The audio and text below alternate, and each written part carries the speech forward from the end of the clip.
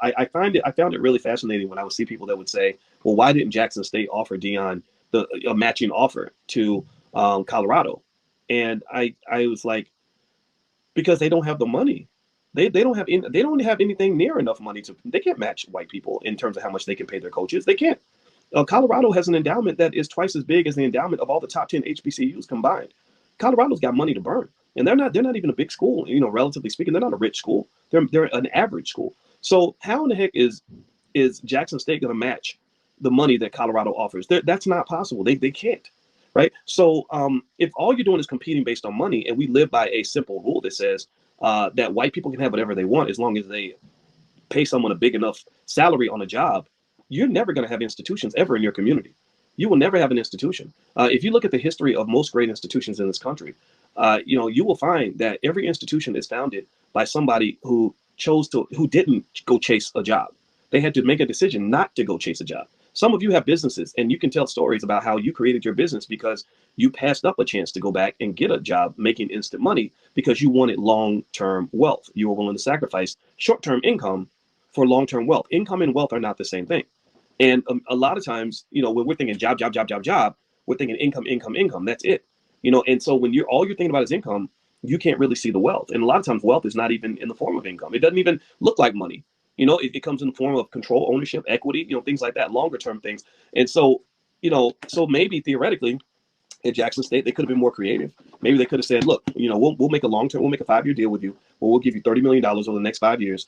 And we're going to bring in people that are going to figure out how to monetize the primetime brand with, name, image, and likeness deals or whatever, so that we can eventually make that money. So maybe if it became more of a partnership or something, and I don't know what conversations happened there. But again, there's no way on earth a Jackson State can compete with a Colorado by playing the white man's game. The white man's game typically is, let's just write the biggest check we can because our currency is good. Our currency has more value than anybody else's currency. So let's write the biggest check we can, and people will respond to that.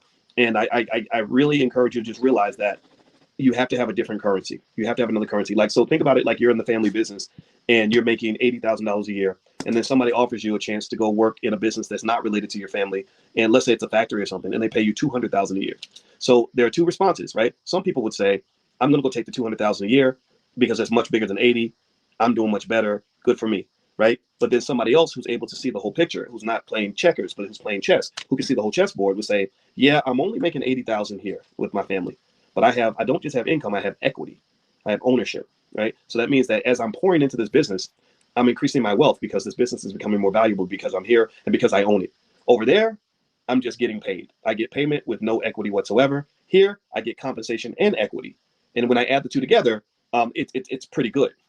Number two, you have to care about the people that you're working with.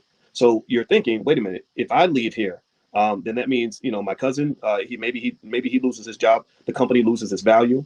I'm working with my mother. I'm working with family. I'm working with people that I want to see do well. So when I'm thinking about my compensation, I'm adding in the compensation that's going to all the people that are benefiting from my presence, right? That requires a sense of community that doesn't necessarily happen, when you're just thinking job, job, job, job, job, me, me, me, me, me, me, me, me, me, me, my job, me, job, job, job, me, job, me, income, job, Jim. When you think about Jim, a job, your income, and me, you'll never ever have institutions because job, income, me, Jim will always take you back to the white side of town every single time. There's almost no scenario you can imagine where most black businesses can outbid an established white corporation that's been able to operate for, dozens of years, right? 100 years or more. Jim Crow. Jim, there we go. That's good. I like that. So job, income, and me, Jim, short for Jim Crow, will always take you right back. And it's a perfect analogy because it relates to the legacy of Jim Crow. Why does the University of Colorado have so much money?